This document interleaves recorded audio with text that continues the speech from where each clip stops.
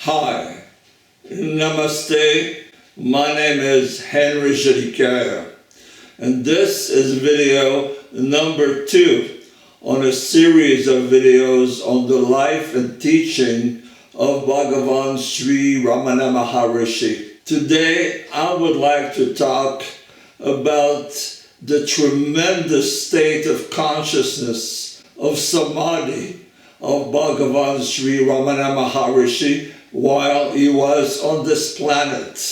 Bhagavan could change the destiny of a human being just by looking at him. He had the power to make someone experience what is called conditional nirvikalpa samadhi just by looking at them. Conditional means that for a few minutes, a few hours, a person can transcend the mind and be in a state of samadhi. So today I would like to share 3 stories about Bhagavan doing such a change in another human being. The first story is about Swami Chinmayananda Saraswati that you see here. This is a giant within Hinduism who in his lifetime published 95 books on spirituality.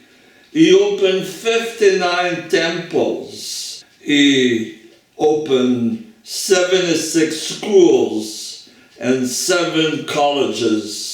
Swami Chinmayananda explained that until the age of 13, he was a complete atheist. He didn't believe in God.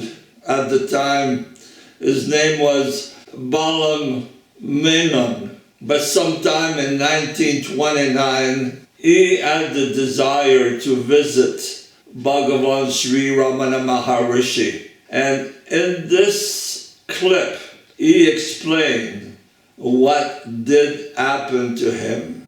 After a long walk in the burning hot sun of Tamil Nadu, I finally arrived at a very large thatched hut. Upon entering the room, I was blinded as my eyes began to adjust to the dark interior.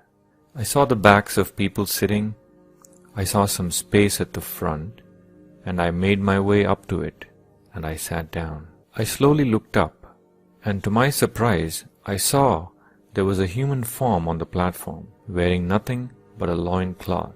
As my eyes traveled up, they reached his face. His eyes were closed. At that just exact moment, he suddenly opened his eyes and looked straight into mine. A mere look, that was all. I felt that the Maharishi was in that split moment looking deep into me, that he knew everything about me, even things I did not know myself. I was sure that he saw all my shallowness, my confusions, my imperfections and fears. I cannot explain what happened. In that one split moment I felt opened, cleaned, healed and emptied, and then he closed his eyes. I sat there for some time. I really don't know how long. When I became aware, I forced myself to get up. I shook my head and said, "Nothing happened to me. It's all mesmerism, my own foolishness. This man is a hypnotist." And thus assuring myself, I got up and walked away. But the boy who left the hall was not the same boy who had walked in a few minutes before. After my college days, my political work, and after my years of stay at Uttarkashi at the feet of my master Tapovanam, I knew that what I had gained on the Ganges banks was exactly that which had been given to me years before by the saint of Tiruvannamalai on that hot summer day, by just a mere look. Later on in life, Swami Chinmayananda said that after studying with many of his gurus, what he got on that day was exactly what he was looking for, the beginning of his enlightenment. And the following example are taken from the book of Arthur Osborne, My Life in Quest. Arthur Osborne and his wife Lucia were early Western devotees of Bhagavan Sri Ramana Maharshi. And in this book, Arthur Osborne explained that at one point his wife Lucia had some doubt about Bhagavan Sri Ramana Maharshi. And what happened next completely cleared her mind from any doubts about who was Bhagavan Sri Ramana Maharshi. Arthur said, my wife Lucia entered the hall and sat down in front of Bhagavan Sri Ramana Maharshi. Immediately Bhagavan turned his luminous eyes on Lucia in a gaze so concentrated that there was a vibration that she could actually hear. She returned the gaze, losing all sense of time. The mind became still. She felt like a bird being caught by a snake and yet being glad to be caught. After this experience, an older devotee told her that this silent initiation lasted 15 minutes. She wrote to her husband that all her doubts had vanished. For her, that experience sounded like an instant. Shortly after, Arthur Osborne had his own experience with Bhagavan.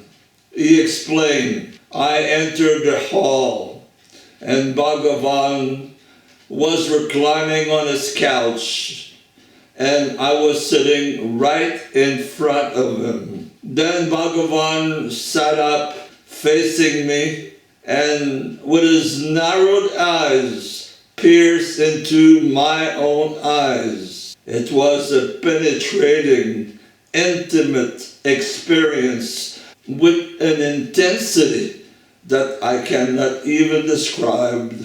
And then I felt very quiet, a depth of peace, a lightness of heart, happiness. Thereafter, he said, my love for Bhagavan grew more and more every day.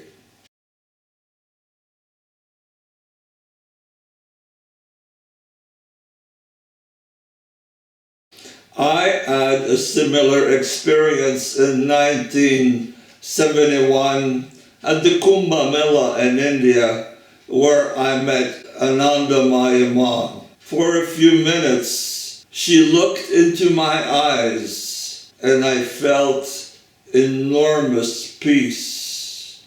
I have described what happened to me in a video while I was in India this year at her Samadhi. And there is a link under this video to that visit I made to her Samadhi. Thank you very much and Namaste.